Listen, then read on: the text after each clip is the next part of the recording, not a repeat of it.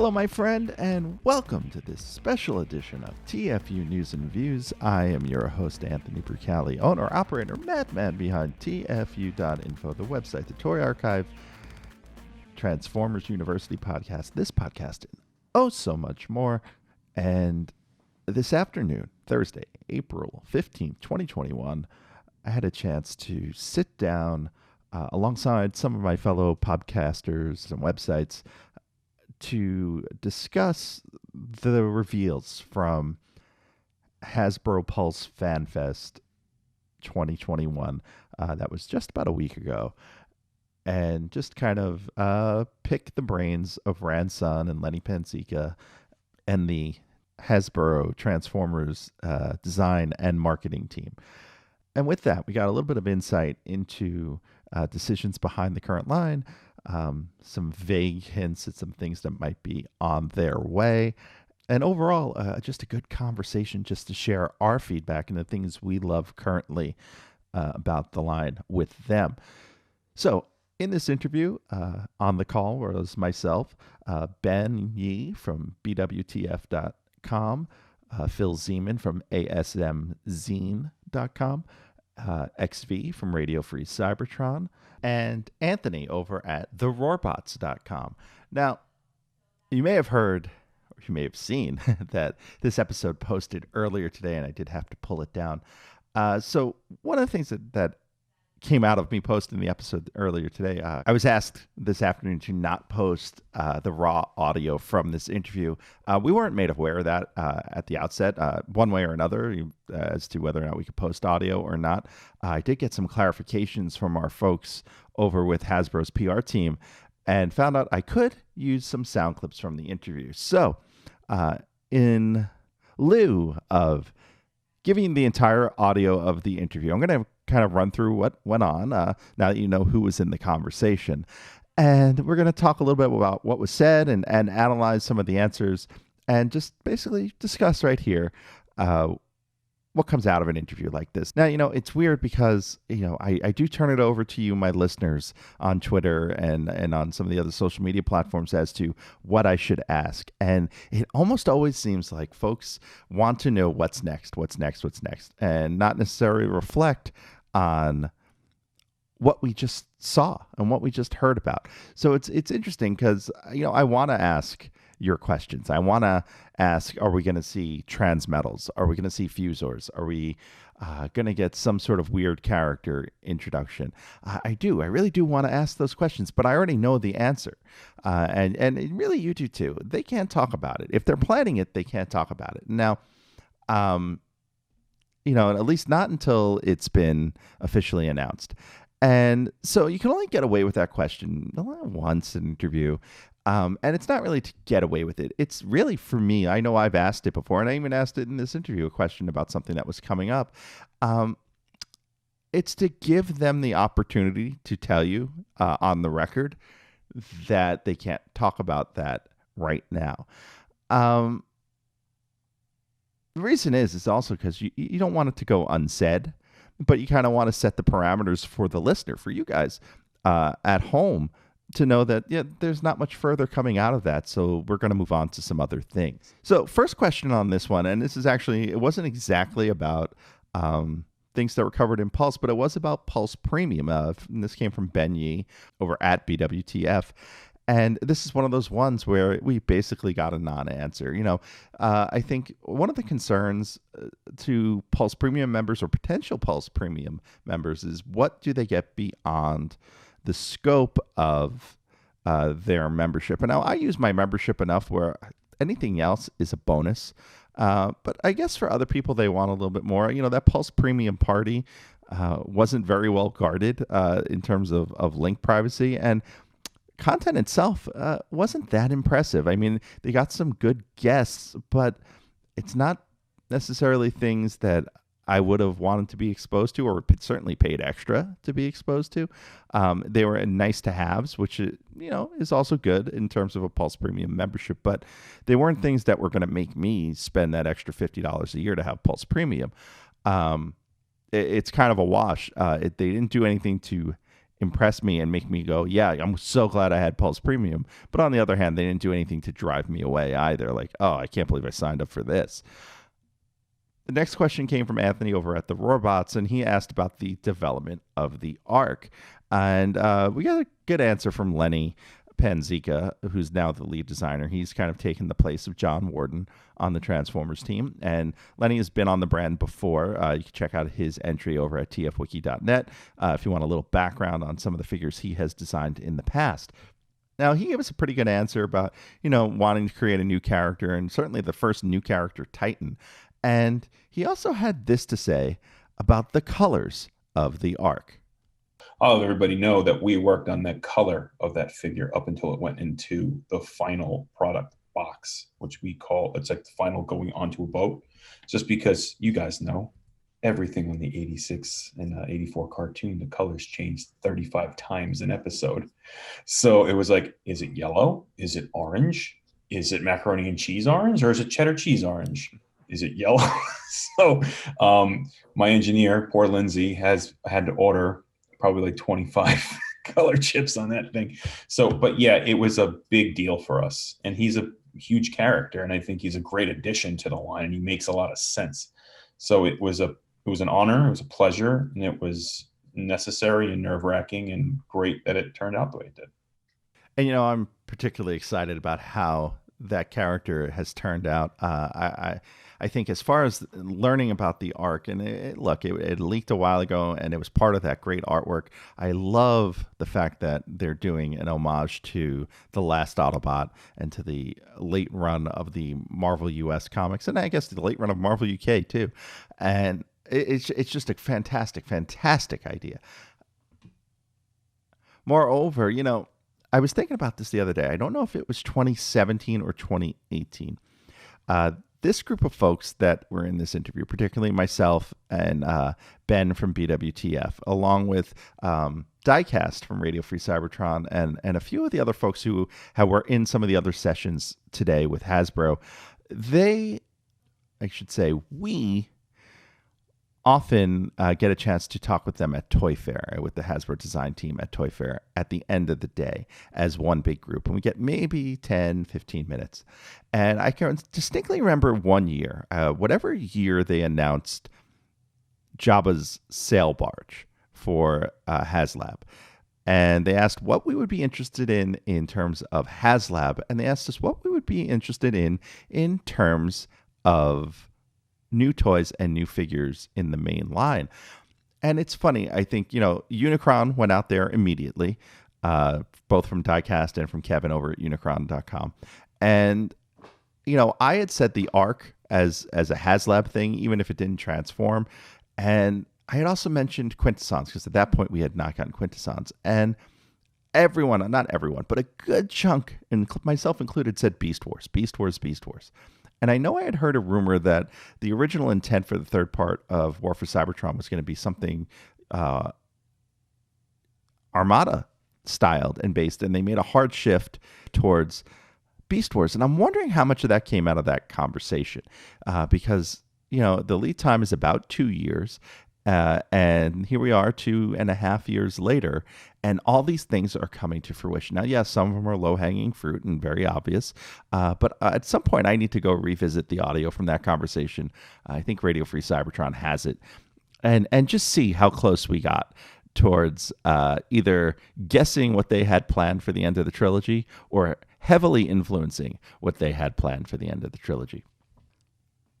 Now, from there, our conversation swung over to packaging. XV from Radio Free Cybertron had a few comments on that.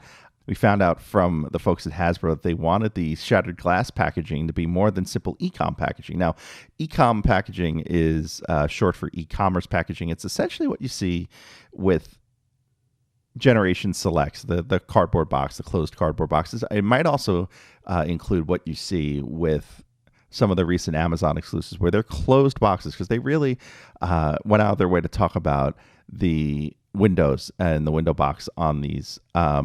So they didn't want to have the e-com packaging on that, and I really do appreciate that. I think the shattered glass blur packaging does look really good. I'm not a big fan of shattered glass as a concept. I feel in some ways it's a low-hanging fruit. just doing the opposite. The good guy is bad, the bad guy is good, and then flipping the colors to something, uh, you know, recently relatable. It's also a good way to get some alternate universe things in there. But I do like the decos overall, so I'm kind of excited about this Shattered Glass Blur. Now, the next question came from me. I had asked about some of the characters in the Kingdom art, which, guess what? Non-answer. They're not really going to talk about the ones that weren't produced. And also about the play pattern. I did want to tee up that there was a play pattern carried through the War for Cybertron trilogy that was really good. And that is the weaponizers, modulators, fossilizers, the characters that break apart and become weapons for others. And here is what Lenny Panzica had to say about that. I can speak to the play pattern. Depends on what the story arc is and what is needed. So like you guys know, we kind of bake in mechanism or feature based on our narrative. So if the narrative warrants it and the character fits, it ships. I mean, we are loving the comments from you guys on those weaponizers, fossilizers. We felt like it was a good year for us to include that type of mechanism in War for Cybertron because, you know, it's a war story and there are a lot of weapons in wars, and I think that these great positive feedback has given us to think about for future storytelling and the product that we bring from those stories. So yeah, well, more to come, definitely. Yeah, it's Mark literally every night. We're on constantly, right? So he's always sending me messages of like weaponizers or bone weaponizers he's made, or he finds something the fans made. He's like, "Yo, look at this goodie," and it's like it's like the best thing ever. But you know, we want to expand the line, so you know, seeing you guys' reactions like that helps us understand how to. Cool. I think today in this interviews, like we've gotten a lot of, "Hey guys, what about this? And how about this?" And you'll be surprised that I think I've said this in previous interviews, but like how much we read your comments in your forums and your platforms and social media to get influenced and, you know, get ideas from our fans. So keep up those, you know, forums and keep the conversation and dialogue open. And if there's anything that you feel like is something that is missing from our line and that it's something that you definitely need in your collection, you know, feel free to voice your opinions as loud as possible. We love reading them. And it's interesting, you know, that last tag team part of that answer is from Ran Sun, and it's interesting to see how the paradigm has shifted so much from basically from when I got into the fandom. You know, Hasbro 25 years ago, they paid a little attention to the internet. They said they checked out the boards, but they didn't necessarily flat out tell us that we influence their decision making. And it's kind of neat to see that come about. So I'm not talking about like a release the Snyder Cut kind of example here. I think that's probably a little bit of a bridge too far. But if there is something you want, or if there's something you feel like a group of fans really wants, for example, I know there are a lot of More Than Meets the Eye and Lost Light fans out there. You folks need to raise your voices really loud. I know there's a lot of Beast Wars Season 2 fans out there. You folks need to raise your voices really loud. Because, you know, this is how stuff gets made. I could tell you a fun story about Bakan back in I'd say it's the early 2000s. It became a joke for us, and I say us meaning a bunch of my friends at the convention, and we became a very large group of like 45, 50 people at one point, including some of the people that were on this call. And I forgot how it came up, but we kind of made a joking remark about making a new Big Daddy figure. And, you know, we kind of ran with that for a few years. And eventually it happened. It happened in the 2007 movie line from Walmart. It was a Walmart exclusive. It was a recolor of the 2005 Cybertron downshift figure. But they made it happen, and Big Daddy came back in a big bad way. And then even more recently, you know, showed up as Daddy-O in the Earthrise line as a Micromaster once again. as a reference to the original, and we just liked the name. We thought it was a ridiculous name, so we pushed for it. It's very similar to how the folks who wanted to get Erector into the Transformers Hall of Fame. I wouldn't go down that road, but if there's something legit that can be made from something we already have, for example, if you wanted Studio Series Rodimus in Lost Light early issues colors, that's something I think that if you got enough fans behind, Hasbro would notice, and it's something they can pull off very easily. On the other hand, I know a lot of us want a Tarn figure from Hasbro, not from a licensee, not from a third party, an official Tarn figure or an official set of DJD characters. That might be harder to do, but now's the time to lay the groundwork for that, especially as they're transitioning into either a new trilogy or a new series a year and a half from now, especially as Kingdom wraps up. Now, I double dipped here after Lenny's incredible impression of Mark, the designer you may have seen for Hasbro in the Transformers panel during Hasbro Pulse Fan Fest. I felt like I should push him a little further on some toy design stuff. That's really how you get these folks talking. I'm giving you a little bit of inside baseball in terms of how to do interviews, right? Look, they can't talk about the things they can't talk about. So ask them about the things they know and they can talk about. So this one here, I really, really did want to know about Dracodon, the core class fossilizer, and why he was green. And boy, I got a great answer. Mark and I were kind of like riffing on what we could do to like update him. And it's like, what if like you see the whole set, it's like a lava field, right? And then we were just like dorking out and talking about like, I'm like, in like deep Russia, there's like these crazy acid pits by the volcanic fields. I'm like, what if he was fossilized and scanned it's a Stygimoloch. It's not a Draco, it's a Stygimoloch. A Stygimoloch skeleton, a dinosaur, no, I'm sorry. A skeleton in one of those pits. And it came out and it was like literally it's acid bones, which is metal. So if you notice anything, I will try to put as much metal as possible into things. And I'm like, it's a heavy metal acid bone thing. It's rad. Mark, let's do it. Mark's like, hell yeah, I got some colorways. Let's go. He started off with a lot of different colorways. There was like purple, yellow, blue, and the green was just so 80s toy, awesome. Made me think of a Trapper Keeper with craziness on it. That's why he's green.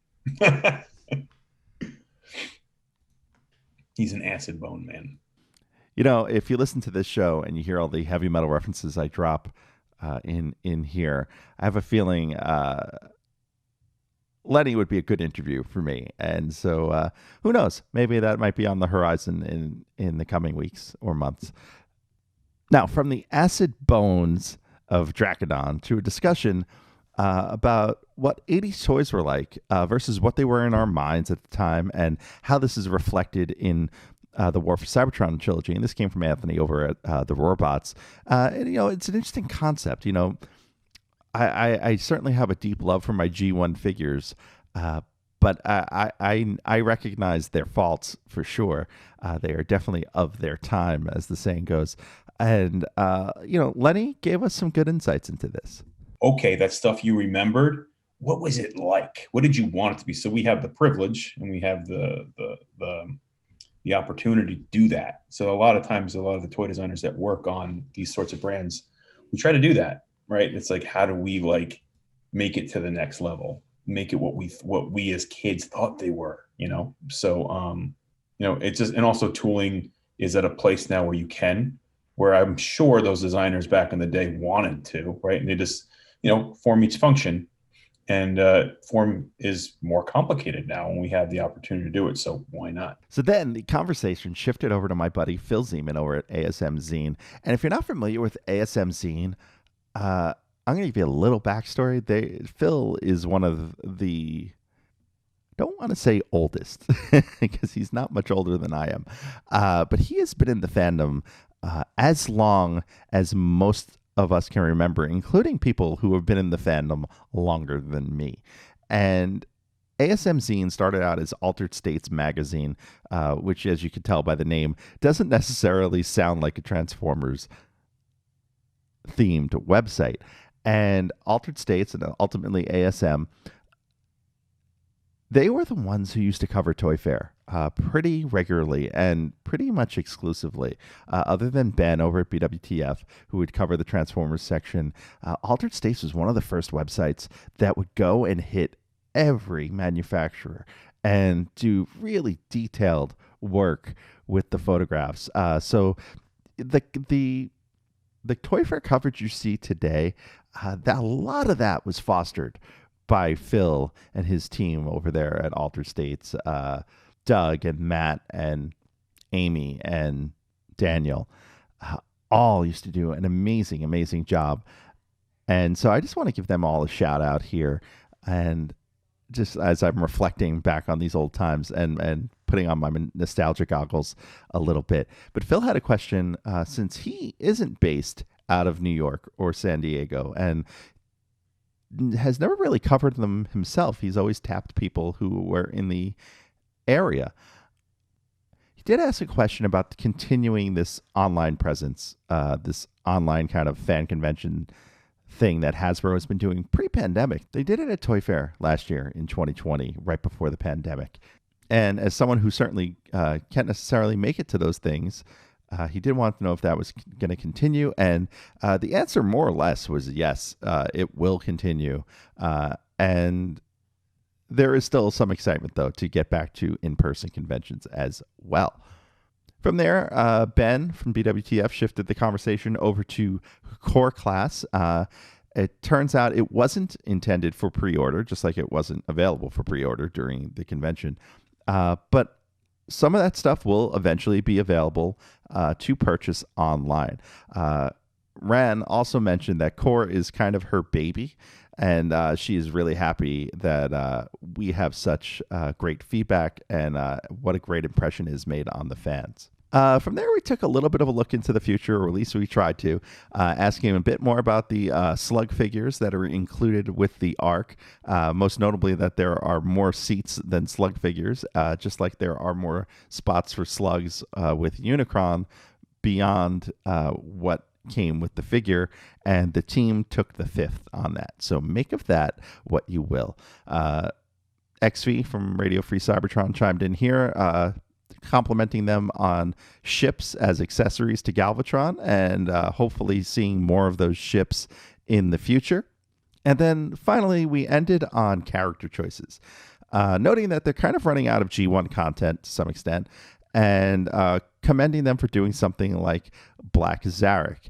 And the wealth of characters within the Transformers brand is one of the things very unique to it, particularly since each character and each alt mode has its own personality. The cool part about that on Transformers is, I would always say it all the time, even when I was not working on Generations, of like, transformation is king. Like, a wolf that transforms, a dinosaur that transforms, a spaceship that transforms. Like, we have something that a lot of toy lines do not and cannot have. So it's kind of cool, right? So when you start getting into those, like, I would use the word not tertiary, but like the greater fandom doesn't know about those outrigging lines or comic books or media. When we tap into it, it's kind of a new character for them. And then to that point, like, we have the opportunity to make new characters like Racket Knight, right? Mm-hmm. So it's the beauty of Transformers. I mean, we transform. Awesome. What can we make? What can we make transform? And how cool can we make that robot? So thanks for the kudos, by the way, on that. We're excited to bring him to the table. I pre-ordered too, so.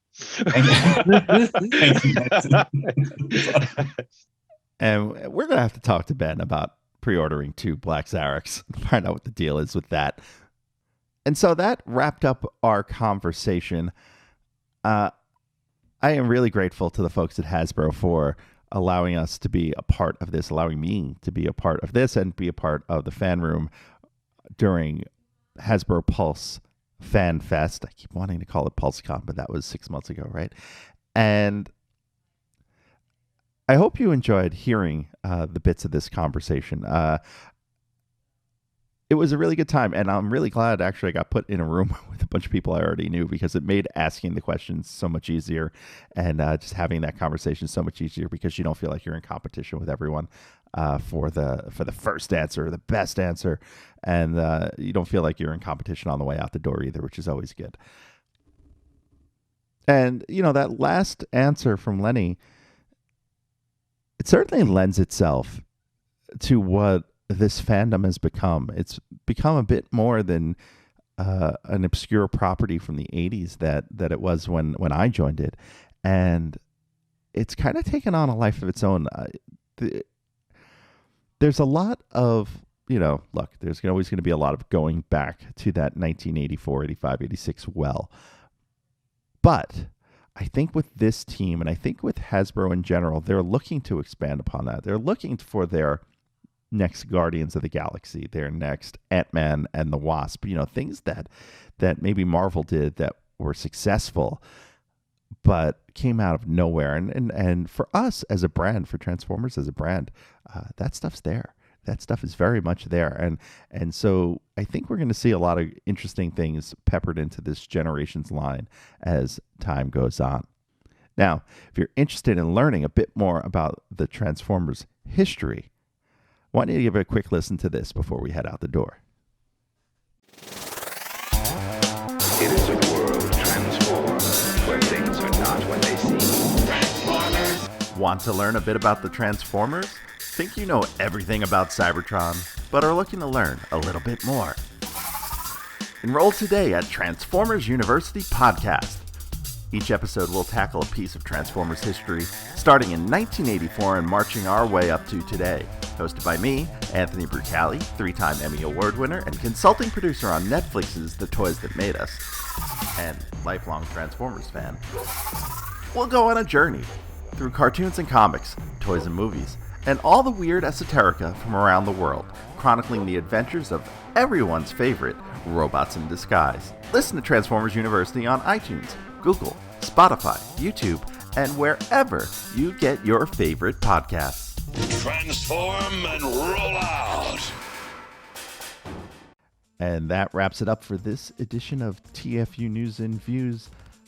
And once again, I want to thank the folks over at Hasbro for allowing us this opportunity to have this conversation with them. And I want you to make sure you go out and check out all the folks that were on the interview. At least the ones that I know.